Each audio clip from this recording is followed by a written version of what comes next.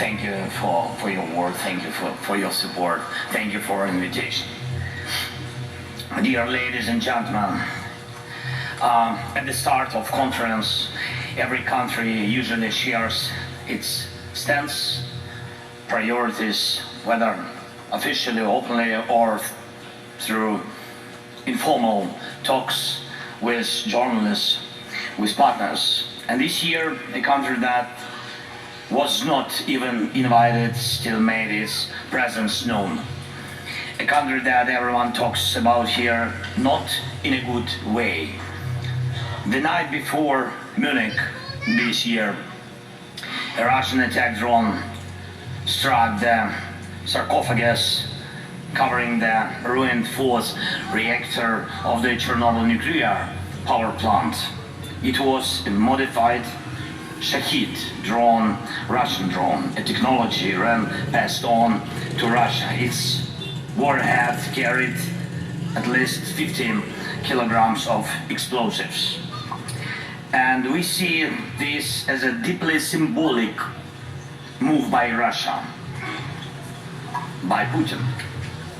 Just recently in Ukraine we discussed the crucial role of nuclear energy in keeping the country running despite Russia's constant attacks on our Ukrainian energy infrastructure. And we are now preparing a project to expand our Khmelnytsky nuclear power plant. Just one day before the Munich, I was there on the plan, and with involvement from American businesses and including Westinghouse. The project will strengthen the energy security of not just Ukraine, but our entire region of Europe. And we also recently spoke with President Trump and his team about nuclear energy and Europe's largest nuclear power plant, our Zaporizhzhia plant, which is currently occupied by Russia. And Russia responded by sending a drone to hit Chernobyl's sarcophagus, which shows radioactive dust and debris. And this is not just madness. This is Russia's stance. A country that launches such attacks does not want peace. They don't want. It is not preparing for dialogue. Almost every day Russia sends up to 100, even more, Shahid drones at us each day, and regular ballistic missile attacks, and a steady increase in aerial bomb strikes. But that's not all. This year Moscow plans to create 15 new divisions, adding up to 150,000 soldiers. That's more than the national armies of most European countries. Russia keeps opening new army recruitment centers every week. And Putin can afford it. Oil prices are still high enough for him to ignore the world.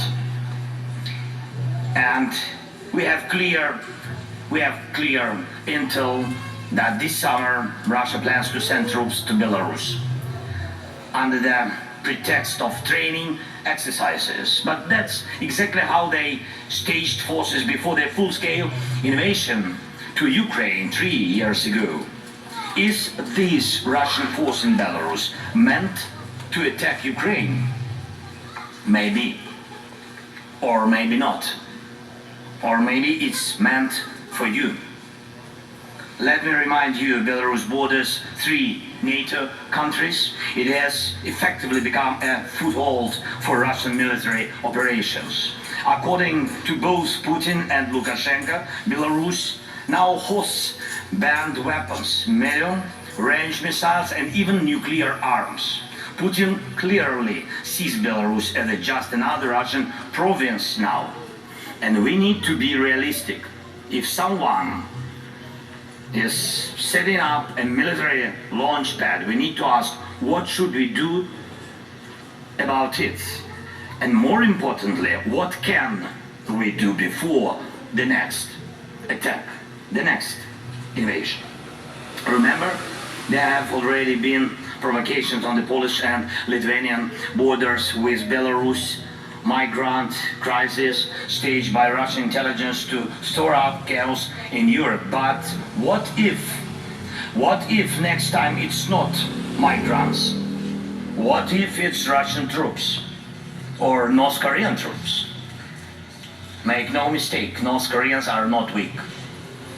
They're learning how to fight now, how to fight the modern war. And what about your armies? Are they ready?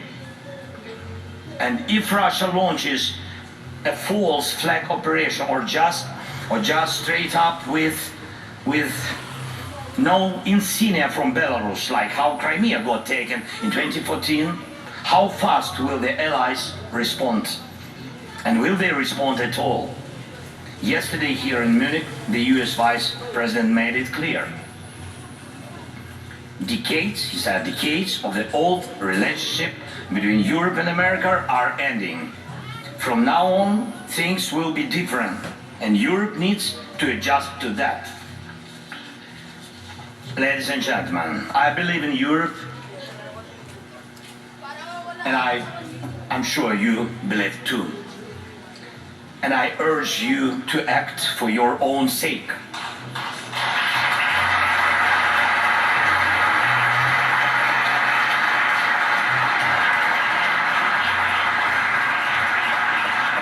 And for the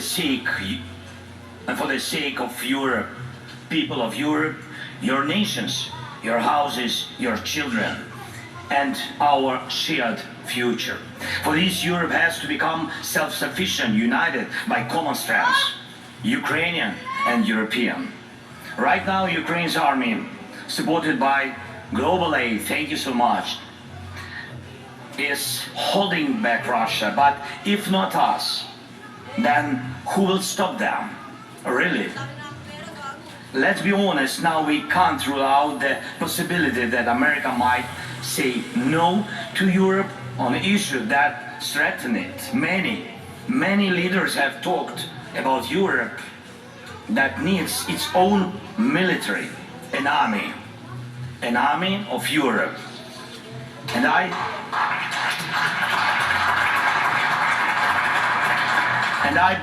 really believe that time has come. The armed forces of Europe must be created.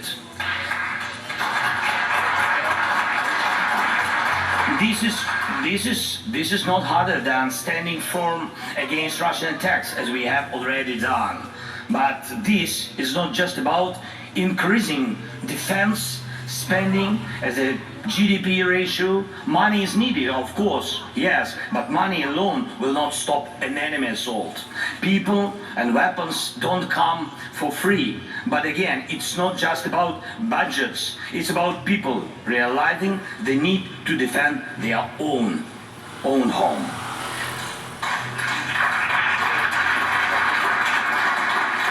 Without Ukraine's army, Europe's armies will not be enough to stop Russia. It's reality for today. Only our army in Europe has real, modern battlefield experience. But our army alone is not enough too. And we need what you can provide: weapons, training, sanctions, financing, political pressure, and unity. 3 years of full-scale war have proven that we already have the foundation for a united European military force. And now, as we fight this war and lay the groundwork for peace and security, we must build the armed forces of Europe so that Europe's future depends only on Europeans, and decisions about Europe are made in Europe.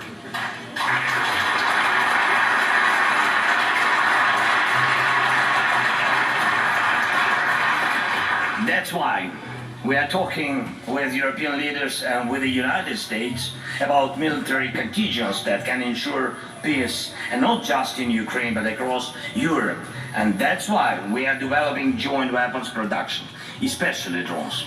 Especially the Danish model, for example, of pooled investments for arms production in our country is already working well, very successful. Last year alone, thanks to Ukrainian and partners' efforts, we produced over 1.5 million drones of various types. Ukraine is now the world leader in drone warfare.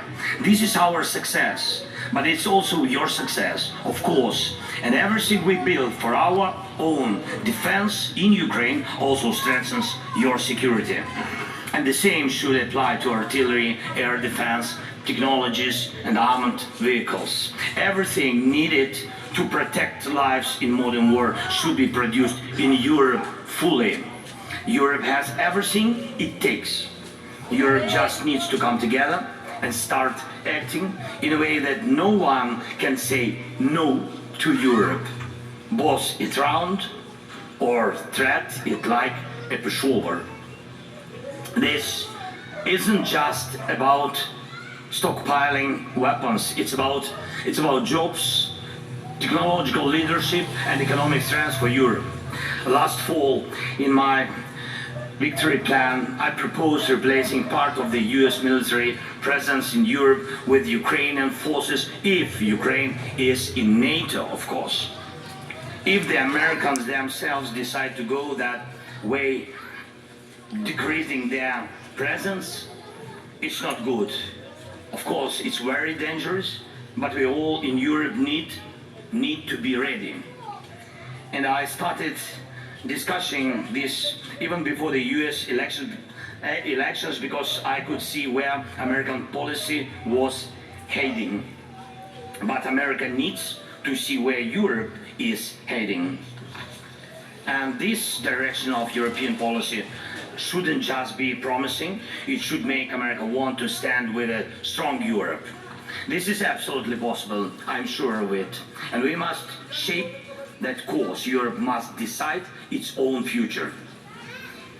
We need confidence in our own strengths so that others have no choice but to respect Europe's power. And without a European army, that is impossible. Once again, Europe needs its own armed forces. And I know Mark Rutte, my good friend, is listening to me right now. And Mark, my friend, this isn't about replacing the alliance. This is about making Europe's contribution to our partnership equal to America's. And we need the same approach when it comes to diplomacy, working together for peace. Ukraine will never accept deals made behind our backs without our involvement.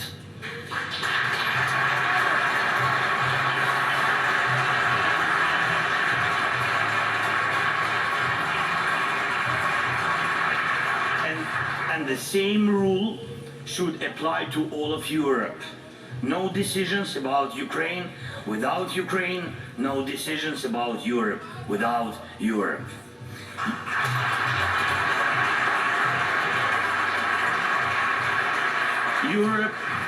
Europe must have a seat at the table when decisions about Europe are being made. Anything else is zero. If we are left out of negotiations about our own future, then we all lose. Look at what Putin is trying to do now. This is his game. Putin wants one-on-one talks with America. Just like before the war, when they met in Switzerland and looked like to carve up the world. Next, Putin will try to get the US president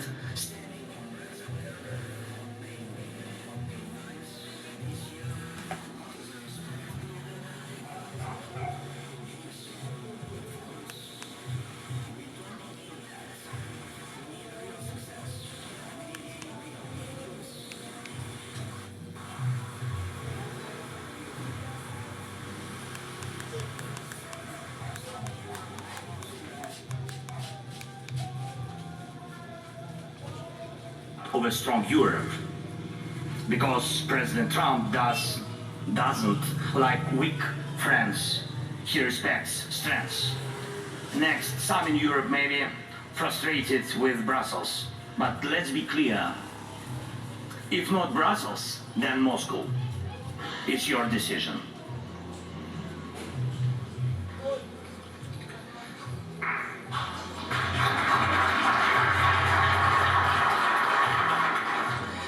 That's geopolitics. That's history. Moscow will pull Europe apart if we, as Europeans, don't trust each other. A few days ago, President Trump told me about his conversation with Putin. Not once did he mention that America needs Europe at the table. That says a lot. The old days are over when America supported Europe just because it always had. But President Trump once said, what matters is not the family you were born into, but the one you built. We must build the closest possible relationship with America, and yes, a new relationship, but as Europeans, not just as separate nations. That's why